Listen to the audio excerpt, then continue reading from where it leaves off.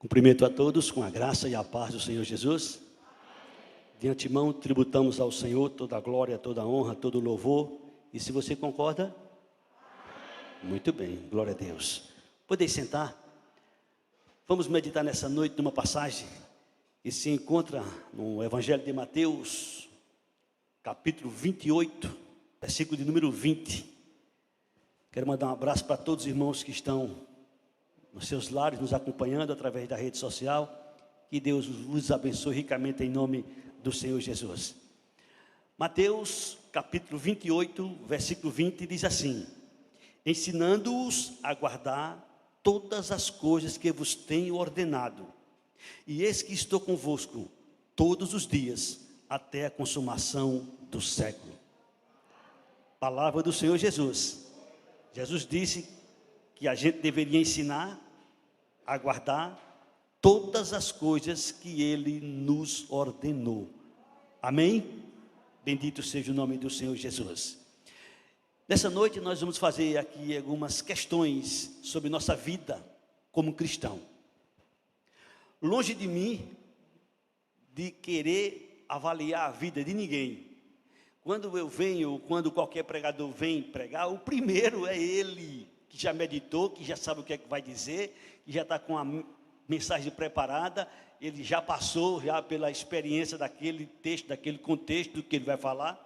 E nesse momento eu peço a Deus em oração que Ele tenha misericórdia de mim como cristão, que Ele tenha misericórdia de mim. Quando você ouvir essa mensagem, aí você também tira suas conclusões. Quero fazer uma pergunta para todos vocês, que é claro que eu já sei a resposta. Eu sou cristão? Essa pergunta todos nós vamos fazer, cada um para si mesmo. Eu sou cristão? Claro que sim. Pelo menos é o que nós entendemos. Pelo menos é o que nós achamos. E eu não estou aqui para questionar a vida de ninguém. Agora, vem outra pergunta em seguida. Eu sou seguidor de Cristo? E essa pergunta, ser seguidor de Cristo, já complica mais um pouquinho. Porque eu dizer que sou cristão é fácil. É simples. Eu creio em Jesus, então me declaro cristão. Você crê em Jesus e se declara cristão. Agora, eu sou seguidor de Cristo, aí já é uma maior responsabilidade. Ser seguidor de Cristo é procurar praticar os seus ensinamentos. Você, procuramos praticar os ensinamentos de Jesus? Aí agora vem uma maior questão. Por isso que Jesus, nesse texto, ele disse que os discípulos deveriam ensinar a guardar todas as coisas que vos tenho ordenado. Jesus mandou, Jesus determinou, ficou escrito que a gente deveria guardar todas as coisas que ele, Jesus, ordenou. Quando eu fiz a oração, é porque eu fui questionado por Deus, pela sua palavra, a respeito do que nós vamos estudar, meditar nesta noite. Vamos fazer um teste, vamos fazer uma prova. E no final desse teste, e no final desta prova, você vai dar sua nota a você mesmo. Eu vou dar a nota a mim mesmo. Cada um vai fazer a sua avaliação. Cada um vai fazer a sua avaliação. Vamos começar pela resposta de Jesus, feita por um escriba. Escriba é o responsável, na época, era o responsável por ler, por interpretar as leis dos judeus. Era também encarregado de escrever aquilo que eles ditavam, ou copiava os textos, os manuscritos. Então, alguém preparado, chamado de escriba, chega para Jesus e lhe faz uma pergunta.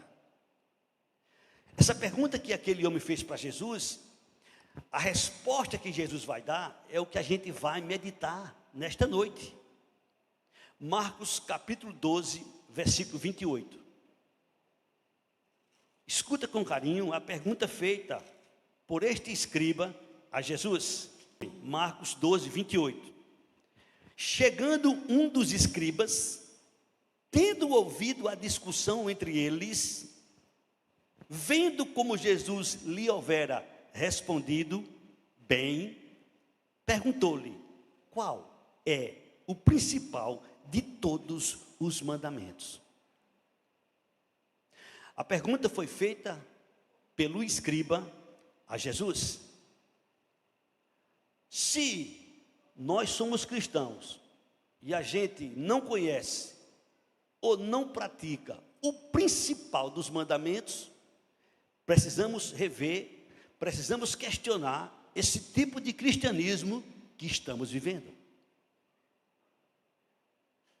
A pergunta foi feita a Jesus por alguém na época preparado: qual o principal dos mandamentos? Foi esta a pergunta que foi feita a Jesus. Se alguém nos indaga em qualquer lugar, na nossa casa, nossa família, nossos amigos, nossos colegas, ou até na rua, alguém chega para você, como cristão, como seguidor de Cristo, como aquele que procura guardar os ensinamentos de Jesus, e lhe faz essa pergunta para você: qual resposta você vai dar? Tem que ser a resposta que Jesus deu, não pode ser outra resposta, tem que ser aquilo que Jesus nos ensinou. Portanto, o escriba fez a seguinte pergunta para Jesus: qual é o principal de todos os mandamentos? Jesus responde a partir do versículo 29. Respondeu-lhe Jesus: o principal é: ouve, ó Israel, o Senhor nosso Deus é o único Senhor.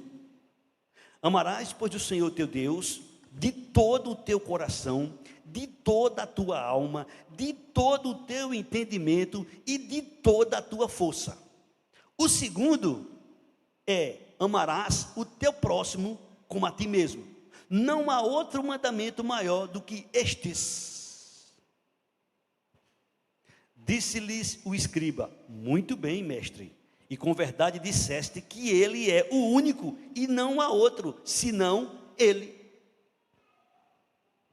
Eu não tenho dúvida que nós, cristãos, também concordamos com esta resposta de Jesus.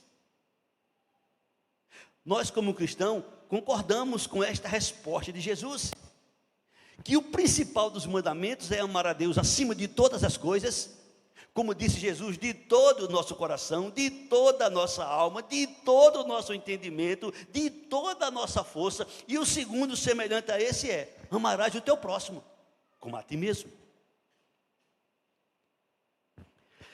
Diante desta resposta dada por Jesus, um certo homem, intérprete da lei, faz a seguinte pergunta a Jesus. Jesus, no seu ministério, ele foi indagado muitas vezes, e eu também não tenho dúvida que nós, como cristãos, somos indagados muitas vezes. Muitos nos perguntam muitas coisas, e a gente tem que ter respostas, e para poder a gente ter respostas, a gente tem que conhecer os ensinamentos de Jesus, e não só conhecer, mas também pôr em prática. Um certo intérprete chega para Jesus e lhe faz a seguinte pergunta. Essa agora está lá em Lucas 10, 29. Está ligado ao mesmo assunto. Lucas 10, 29. Assim está escrito: ele, porém, querendo justificar-se, perguntou a Jesus: quem é o meu próximo? Quem é o meu próximo? Nós vimos que Jesus responde àquele escriba, na primeira pergunta, que o principal dos mandamentos é amar a Deus acima de todas as coisas e ao próximo como a ti mesmo. Esse outro intérprete pergunta para Jesus: quem é o meu próximo?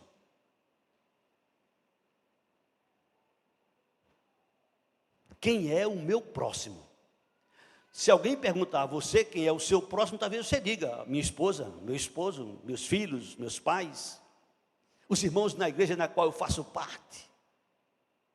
Talvez você dê suas respostas de acordo com o que você acha, pensa, imagina. Mas qual foi a resposta de Jesus para aquele intérprete da lei? Senhor, quem é o meu próximo? Jesus, nessa resposta, ele narra uma história, ele constrói uma história para ficar bem claro para aquele intérprete quem é o seu próximo, e ficou registrado para que a gente também soubéssemos quem é o nosso próximo, o qual nós devemos amar. Preste atenção. Versículo 30 em diante, Jesus narra a história respondendo para aquele homem. Diz assim: Jesus prosseguiu dizendo: certo homem descia de Jerusalém para Jericó e veio a cair em mãos de salteadores, os quais, depois de tudo lhe roubarem e lhe causarem muitos ferimentos, retiraram-se, deixando-o quase morto, semi-morto. Casualmente descia um sacerdote por aquele mesmo caminho, e vendo o homem ferido, passou de largo. Um sacerdote, um representante de Deus, naquela época. Se você não sabe, nós, os cristãos, somos declarados por Deus como sacerdócio santo, nós os cristãos. Jesus diz para aquele homem que um homem foi assaltado, foi espancado, ficou quase morto depois de ser roubado tudo, e passou um sacerdote por ele, em minhas palavras, fez de conta que não viu nada. Semelhantemente, um levita. Um levita era alguém que fazia parte da tribo de Levi. Levita significa os descendentes da tribo de Levi. Eram aqueles que eram encarregados de trabalhar na obra do Senhor. Porteiro, cantor, qualquer ação, qualquer obra que fosse realizada na casa do Senhor, era realizada pelos levitas. Levitas estes que faziam parte da tribo de Levi. E para que você possa entender melhor, Deus divide a nação de Israel em 12 tribos, e Deus determina que 11 tribos trabalhem, produzam, receberam eles uma porção de terra para trabalhar, para produzir, e todas as 11 tribos deveriam trazer o dízimo e entregar na casa do Senhor. O responsável na ocasião dava para os levitas, que não tinha terreno para plantar, que não tinha nada para trabalhar, porque sua obra era só trabalhar na casa do Senhor, nas coisas do Senhor. Então era alguém que tinha tempo. Passou semelhantemente um levita, que descia por aquele lugar, vendo também o homem ferido, quase morto, passou de largo, fez de conta que não viu. Jesus continua narrando a história. Certo samaritano era um povo que não fazia parte do povo de Israel, era um povo que não tinha valor para os judeus, era um povo que era desprezado, como era aquela mulher samaritana. Não fazia parte da nação de Israel.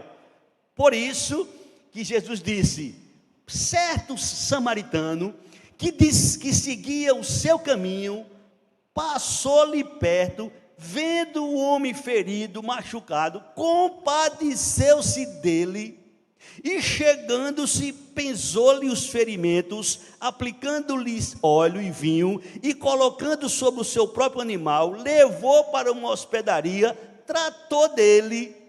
No dia seguinte tirou 2 denários e os entregou aos hospedeiros, dizendo: cuida deste homem, e se alguma coisa gastares a mais, eu indenizarei quando voltar. Jesus conta para aquele intérprete que um certo homem foi assaltado, foi espancado, ficou quase morto no meio do caminho, no meio da rua. Passou um sacerdote, fez de conta que não viu. Passou um levita, fez de conta que não viu. Passou um samaritano, alguém que não fazia parte da comunidade de Israel, parou, socorreu aquele homem, assistiu ele, cuidou dos seus ferimentos, colocou no seu animal, no seu carro, que se fosse um carro era um carro, na época era um animal, colocou no seu animal, levou para uma hospedaria, mandou cuidar dele, deixou dinheiro pago e disse que se gastasse mais do que aquilo, quando ele voltasse, pagava o restante. Aí Jesus olha agora para aquele intérprete e pergunta a ele: qual dos três amou o seu próximo? Qual dos três? Observe o versículo 37. Versículo 36. Qual destes três te parece ter sido o próximo do homem que caiu nas mãos dos salteadores? Respondeu-lhe o intérprete da lei: o que usou de misericórdia para com ele. O sacerdote passou, não foi o próximo daquele que estava precisando. O levita passou, não foi o próximo daquele que estava precisando. O samaritano passou, socorreu, assistiu. Jesus pergunta para ele: qual foi dos três o próximo daquele? O samaritano. E o que é que Jesus diz? Põe na tela o versículo 37. E qual é a ordem de Jesus para aquele intérprete e para nós? Vai e procede tu de igual modo. Vai e procede tu de igual modo. Essa palavra de Jesus dita para aquele homem não é só para ele, é para nós também.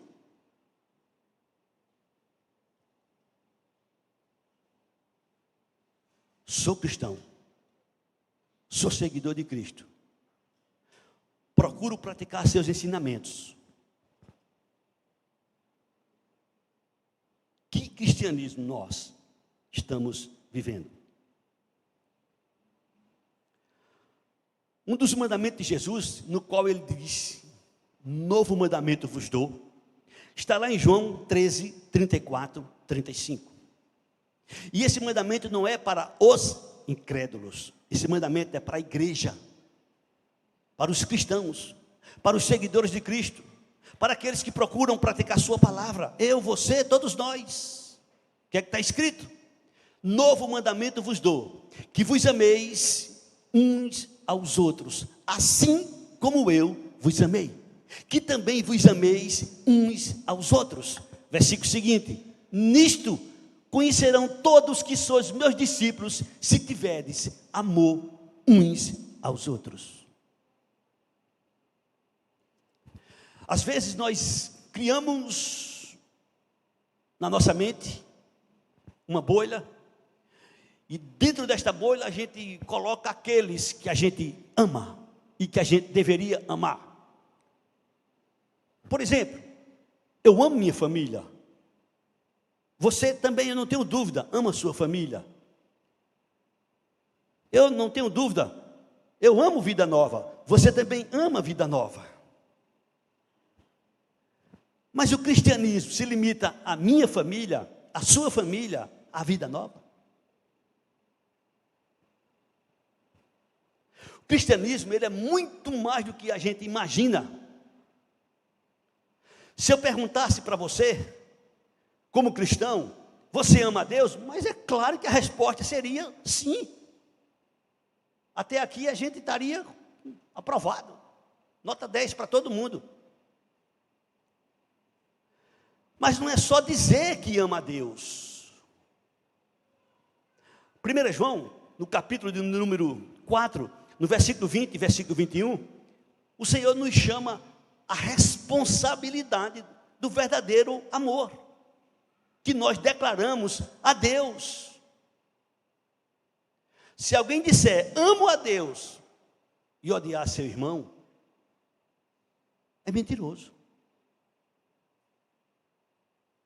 Se alguém disser amo a Deus e odiar seu irmão, é mentiroso.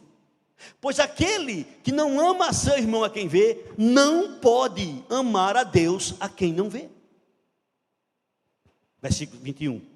Ora, temos da parte dele este mandamento: aquele que ama a Deus, ame também a seu irmão.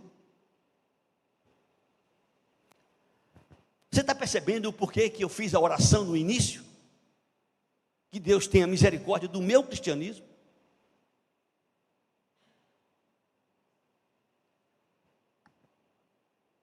Como vai o nosso teste? Como está indo nossa prova? Bom seria que a gente achasse até que fosse reprovado e que a gente pudesse melhorar para que em uma nova prova a gente pudesse ser aprovado. Bom seria que a gente questionasse a nós mesmos. E se está aprovado, bendito, louvado, exaltado, glorificado seja Deus por isso. Mas a coisa a partir de agora não é moleza. O que Jesus ensinou aqui não é fácil. O que Jesus ensinou aqui, que eu vou passar para vocês agora, mexe. Eu ouvi um testemunho de um pastor, ele dizer, diante desse texto, eu pensei em parar. Eu vi um pastor dizer, diante desse texto, eu pensei em deixar o cristianismo, porque eu estou muito longe, o pastor testemunha. E eu não sei como é que nós estamos, mas eu fiz essa oração ao Senhor.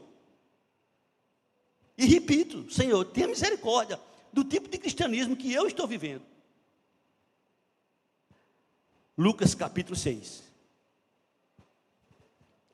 Lucas capítulo 6, versículo 32. Olha o que Jesus nos ensinou. Olha o que Jesus manda a gente fazer. Se amais os que vos amam, qual é a vossa recompensa? Porque até os pecadores amam aos que os amam. A gente não pode ser igual aos pecadores. A gente não pode ser igual aos pecadores. Afinal de contas, nós fomos comprados, transformados pelo poder do sangue de Jesus, pelo poder do sacrifício de Jesus.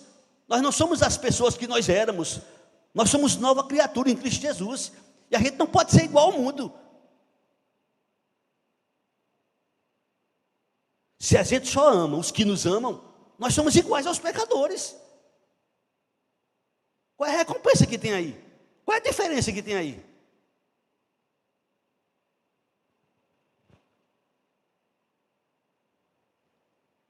Jesus nos chama a responsabilidade. Se amais aos que vos amam, qual é a vossa recompensa? Qual é a vossa recompensa?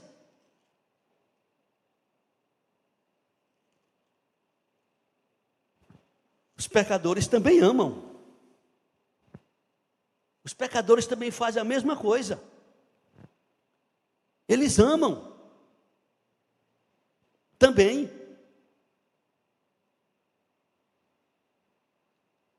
Quem é o nosso próximo? Eu dar um abraço do presbítero Edinaldo? Para mim é um prazer. Eu ir jantar na casa dele, ou ele ir jantar na minha casa, para mim é um prazer. Imagino que para ele também é um prazer. Amar o irmão Edinaldo e ser amado pelo irmão Edinaldo, qual é o sacrifício que tem? Tem muitos pecadores que amam um ao outro, talvez até mais do que a gente. Põe na tela, por favor, 36, João 6:32. Se amais os que vos amam, qual é a vossa recompensa? Qual é a diferença que tem, irmãos? Jesus está nos perguntando. Até os pecadores amam aos que os amam. E Jesus não para por aí. Versículo 33. Se fizerdes o bem aos que vos fazem o bem, qual é a vossa recompensa? Até os pecadores fazem isso.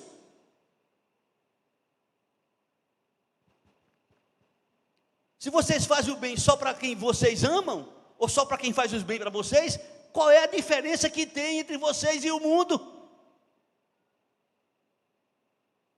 Que cristianismo é esse? Jesus está nos chamando à responsabilidade.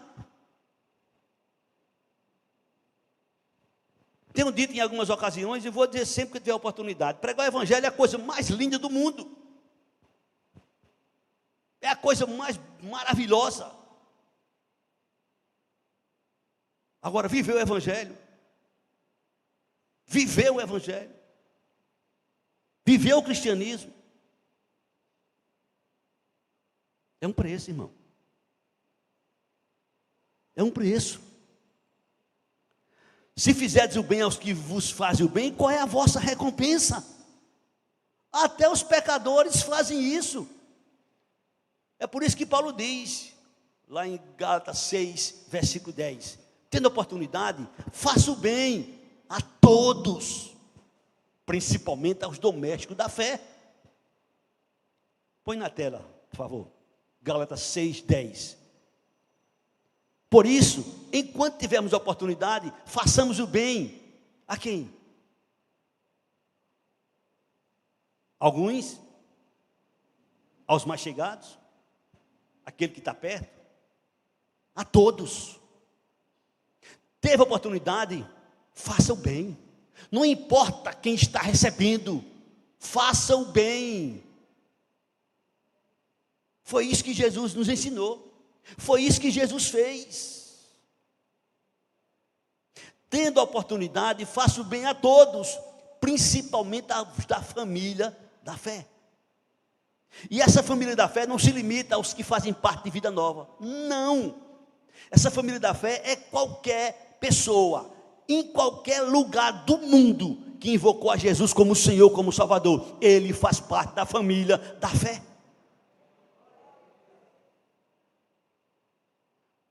Jesus não para por aí.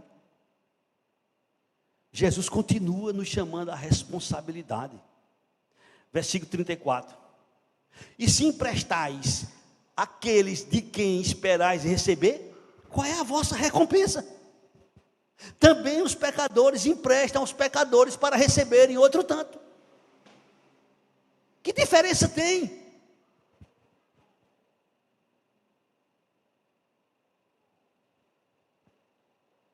Qual é a diferença que existe?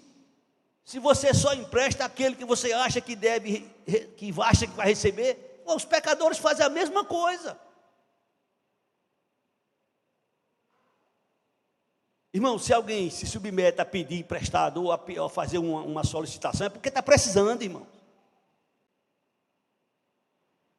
Eu sou cristão. Eu sou seguidor de Cristo. Eu procuro praticar os ensinamentos de Jesus. Eu estou passando nesse teste que nós estamos fazendo. E são perguntas que cada um deve fazer para si mesmo. Feliz aquele que tem a oportunidade de questionar a sua fé, de questionar a si mesmo, enquanto é tempo. Porque depois que a gente chegar do outro lado, de que adianta?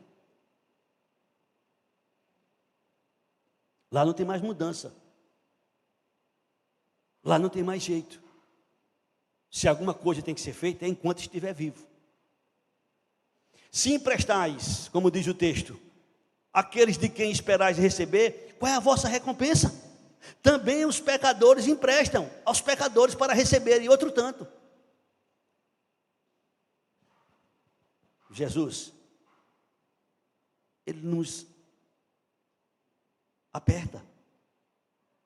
Ele nos chama à responsabilidade. Ele nos chama ao compromisso de viver o verdadeiro cristianismo. Jesus, em uma certa ocasião, ele disse: é melhor dar do que receber. O que a gente planta, a gente colhe. Aquele que fecha sua mão em favor daquele que está precisando, também chegará um dia a precisar e as portas serão fechadas. Talvez você não, mas a nossa vida não se limita ao eu. Nós temos nossa prole, nós temos nossos filhos, nós temos nossos netos. Ou você não lembra do que Deus disse a Moisés? Abençoarei até a 1000ª geração daqueles que obedecem a minha palavra. Visitarei a iniquidade até a 4ª geração daqueles que me aborrecem. Você pode ser um canal de bênção para a sua descendência. Como você também pode prejudicar a sua descendência.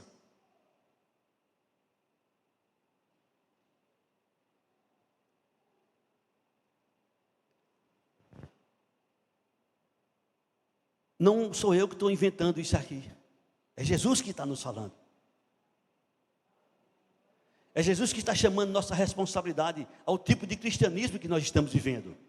Se amais os que vos amam, qual é a vossa recompensa? Os pecadores também amam aos que os amam. Se fizerdes o bem aos que vos fazem o bem, qual é a vossa recompensa? Até os pecadores fazem isso. E se emprestais àqueles de quem esperais receber, qual é a vossa recompensa? Também os pecadores emprestam aos pecadores que recebem outro tanto. E Jesus continua apertando. Versículo 35. Amai, porém, os vossos inimigos. Amai, porém, os vossos inimigos. Mas eu não tenho inimigo, você pode dizer. Mas você pode não ter você, mas os outros podem ter você como inimigo. Qual é a dificuldade de se ter inimigo hoje? Não precisa muita coisa. Pessoas às vezes são assassinadas só porque vestem uma camisa de um time. E se encontra com outros que vestem a camisa de outro time. Pessoas são brutalmente, às vezes, machucadas porque defendem uma determinada corrente, uma determinada liturgia, um determinado segmento. Como cristãos, Jesus deixou a gente de aviso que nós seríamos odiados por muitos por sermos cristãos. E Jesus manda a gente amar nossos inimigos. Porque amar os amigos, qual é a dificuldade que tem? Os pecadores fazem isso.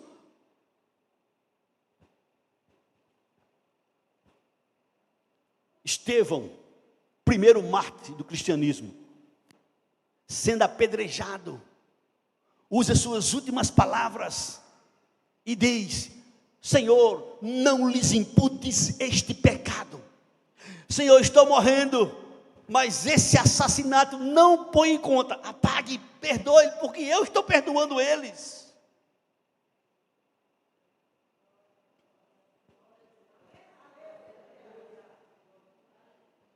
Amai vossos inimigos.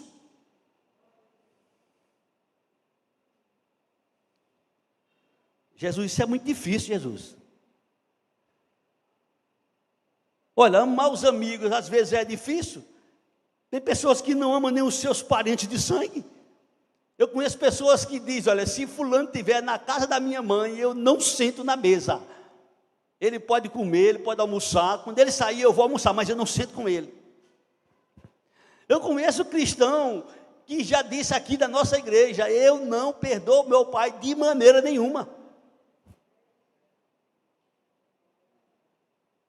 E você pode estar nesse momento também numa situação dessa, você que está aqui, você que está em casa. Que cristianismo é este? Amai, porém, os vossos inimigos, disse Jesus, fazei o bem e emprestai sem esperar nenhuma paga. Será grande o vosso galardão, e sereis filhos do Altíssimo, pois Ele, o Altíssimo, é benigno para com os ingratos e maus. Deus é benigno para com os ingratos e maus. E Paulo diz que nós somos imitadores de Deus como filhos amados. Ele não merece, sim, ele não merece, como também nós não merecíamos. Não é para amar aqueles que merecem, não, de hipótese nenhuma. Não é para ajudar aqueles que merecem, não. É para amar até os inimigos, é para ajudar a todos que tiverem na nossa frente, que tiver necessidade e você puder. Como cristão, estão entendendo porque eu orei? Senhor, tenha misericórdia de mim, Senhor.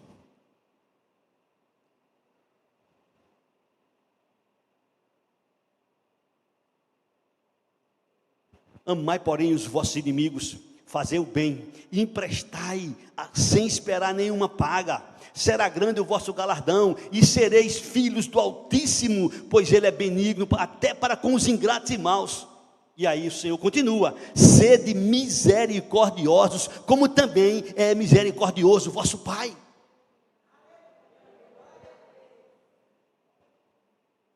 Esqueça a justiça. Porque se a gente for usar de justiça, a gente vai cometer muitos erros, muitas falhas. Nós não somos perfeitos para julgar. Nós não temos essa capacidade. Por isso, é melhor a gente ser misericordioso, perdoar, suportar, entregar nas mãos de Deus. Senhor, abençoa meu inimigo. Senhor, abençoa fulano, Senhor. Se ele precisar, chega junto. Como Paulo disse: se teu inimigo tiver fome, dá-lhe de comer. Se tiver sede, dá-lhe de beber. Tu fazendo isso, tu vai montar brasa na cabeça dele. Faz o bem. Tu não é igual ao mundo, não. O mundo é que age de outra maneira. A gente é cristão, seguidor de Cristo. A gente deve agir, a gente deve proceder segundo os ensinamentos de Jesus. E Jesus não apenas ensinou, Jesus exercitou, Jesus praticou, Jesus mostrou como é que deveria ser feito. Ele não é o pastor Cláudio que chega apenas para ensinar, não, ele mostrou. Como é que eu, pastor Cláudio, como é que você que está em casa, deve praticar. Algumas vezes foram até ditas: esse ensina com autoridade. Esse doutrina com autoridade. Ele faz, ele manda, faz, dá exemplo.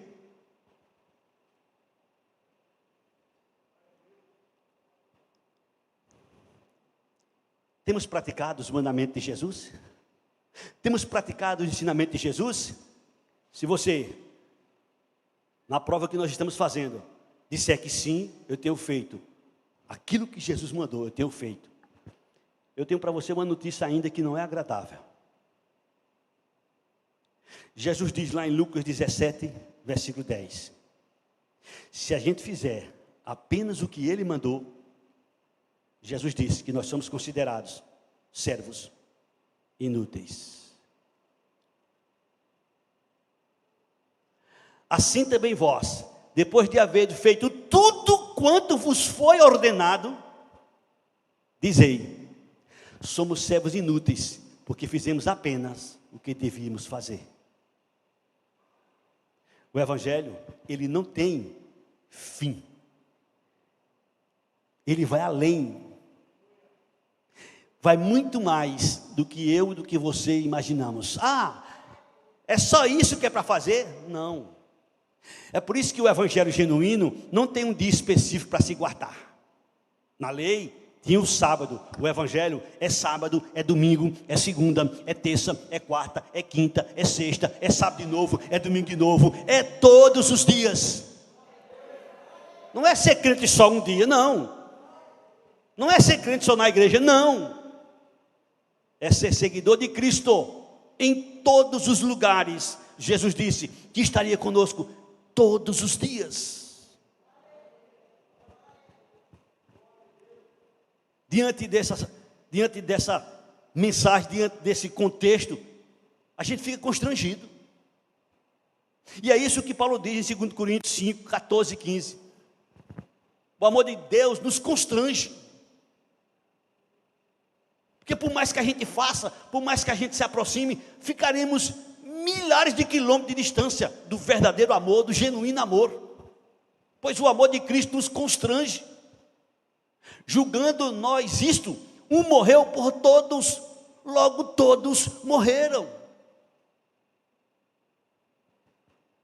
Jesus não morreu pelo presbítero Edinaldo aqui na igreja pregando. Jesus não morreu pelo pastor Cláudio aqui pregando. Jesus morreu pelo presbítero Edinaldo, que eu não conheço a vida dele.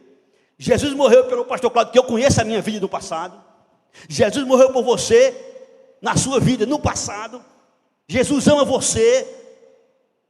Ele diz na sua palavra que o amor de Cristo nos constrange. Julgando nós isso, ele morreu, um morreu, que foi Jesus, por todos. Logo todos morreram. E no versículo seguinte ele continua dizendo: e ele morreu por todos, para os que vivam, não vivam mais para si mesmo, mas para aquele que por eles morreu e ressuscitou. A gente não deve mais viver para a gente deve viver para Cristo. A gente não deve mais viver para a gente deve viver para Cristo. Quando eu perguntei no início, eu sou cristão, sou seguidor de Cristo, procuro guardar seus ensinamentos.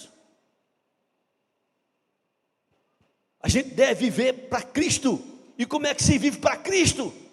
De uma maneira muito fácil de se entender, de uma maneira simples de se entender.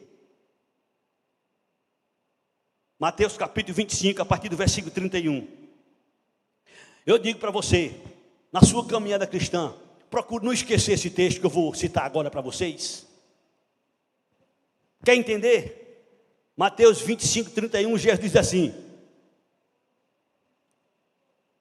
quando vier o Filho do Homem na sua majestade e todos os anjos com ele, então se assentará no trono da sua glória, e todas as nações serão reunidas em sua presença, e ele separará uns dos outros, como o pastor separa dos cabritos as ovelhas. E porá as ovelhas à sua direita e os cabritos à sua esquerda. E dirá o seguinte: então dirá o rei Jesus aos que estiverem à sua direita: vinde benditos de meu Pai, entrai na posse do reino que vos está preparado desde a fundação do mundo. Segura aí, segura aí. Que coisa linda! Você já pensou no nosso ouvido ouvir Jesus? Vinde benditos de meu Pai, entrai na posse do reino que vos está preparado desde a fundação do mundo. Já pensou que coisa gostosa? Já pensou que coisa maravilhosa aos nossos ouvidos? Mas Jesus continua. Ele fala um pouquinho sobre o nosso passado. Jesus não diz apenas vinde bendito de meu Pai. Ele fala do nosso passado. E ele diz no versículo seguinte: tive fome e você me deu de comer. Eu tive sede e você me deu de beber. Eu era forasteiro e você me hospedou. Eu estava nu e você me vestiu. Eu estava enfermo e você me visitou. Eu estava preso e você foi me ver. Segura aí. Jesus dirá para os que estiverem à sua direita: vinde benditos de meu Pai, tomai posse do reino que está preparado desde a fundação do mundo. Eu tive fome, você me deu de comer. Eu tive sede, você me deu de beber. Eu estive nu e você me vestiu. Eu estava enfermo e você foi me visitar. Eu estava preso e você foi me ver. Eu estava passando necessidade e você me socorreu. Os que estiverem à direita vão ficar assim, meio atordoado. Aí vão perguntar a ele: Senhor, quando foi que te vimos com fome e te demos de comer, com sede e te demos de beber? Abre o outro, por favor. E quando te vimos forasteiro e te hospedamos, ou nu e te vestimos? E continua: e quando foi que te vimos enfermos ou preso e te fomos visitar? Eles nem sabiam que tinha feito isso com Jesus. Eles nem tinham noção que tinha feito isso com Jesus. Aí Jesus responde para ele no versículo seguinte: o rei Jesus respondendo lhes dirá: em verdade vos afirmo que sempre que fizesse a um destes meus pequeninos irmãos, a mim fizeste. É isso o evangelho na prática. É isso o evangelho na prática. Estamos no final do tempo. O que eu tenho feito pelo próximo?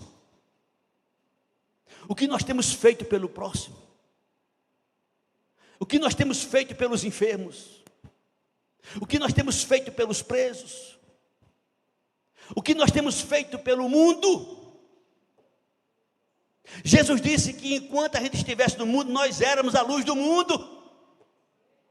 Jesus disse que nós somos o sal da terra. Jesus disse que nós somos a luz do mundo. E o que é que nós temos feito? Qual tem sido o nosso impacto? Qual tem sido a nossa mensagem? Só falada? Jesus não disse, você pregou bonito, você louvou bonito, você foi para a igreja muitas vezes, você me adorou demais, você glorificou demais, você fez isso demais. Jesus disse, eu tive fome, você me deu de comer, eu tive sede, você me deu de beber, eu estava nu, você me vestiu, eu estava enfermo, você foi me visitar, eu estava preso, você foi me ver, eu era estrangeiro e você me hospedou, eu tive necessidade e você me socorreu. Ação da igreja. Que evangelho? Que evangelho nós estamos vivendo?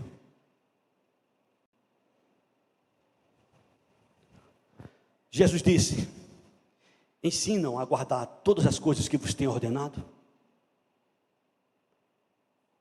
O que a maioria quer é vir para a igreja com os bolsos vazios, com as mãos abertas, para receber bênção. Senhor, eu quero bênção. Senhor, eu quero a cura da minha família. Senhor, eu quero a felicidade da minha família. Senhor, eu quero os bens para a minha família. Senhor, eu quero isso. Senhor, eu quero aquilo. Senhor, eu quero isso. Senhor, eu quero aquilo. Senhor, eu quero isso. Senhor, eu quero aquilo. O evangelho não é isso. O evangelho não é viver para si. O evangelho é viver para os outros. Viver para Jesus é viver para os outros. Jesus nunca passou fome, Jesus nunca passou sede, no sentido que ele está falando, ele está mostrando que as pessoas que passavam nessa necessidade e os cristãos socorreram, ele disse a eles, vinde bendito do meu Pai, vinde bendito do meu Pai. Não sei se você sabe, mas ele também vai dizer aos que estiverem à esquerda, as mesmas palavras, mas no sentido negativo. Eu tive fome, você nunca me deu de comer. Eu tive sede, você nunca me deu de beber. Eu era forasteiro, você não me hospedou. Eu estava nu, você não me vestiu. Eu estava enfermo, você não foi me ver. Eu estava preso, você não foi me visitar. Portanto, apartai-vos de mim, malditos. Sou cristão? Você é cristão? Sou seguidor de Cristo? Você é seguidor de Cristo? Nós procuramos guardar os ensinamentos de Jesus em nossas vidas na prática. Vá para casa com essas perguntas. O que eu tenho feito pelo próximo? O que temos feito pelo próximo? Que Deus tenha misericórdia de mim. Eu não sei você. Que o Senhor tenha misericórdia do tipo de cristianismo que eu tenho vivido. Porque eu estou muito longe. Eu estou muito longe daquilo que Jesus quer que eu seja. Mas também eu sei que eu estou muito longe daquilo que eu era. Mas estou muito longe daquilo que Deus quer que eu seja. Igreja, desperta. Igreja, desperta. Desperta enquanto é tempo. Desperta enquanto é tempo. Nossa história até hoje não pode ser mudada. Mas a gente pode escrever uma nova história a partir de hoje do nosso cristianismo. Maior, o mais importante dos mandamentos é amar a Deus acima de todas as coisas e ao próximo como a nós mesmos. Que Deus nos abençoe. Vamos colocar em pé.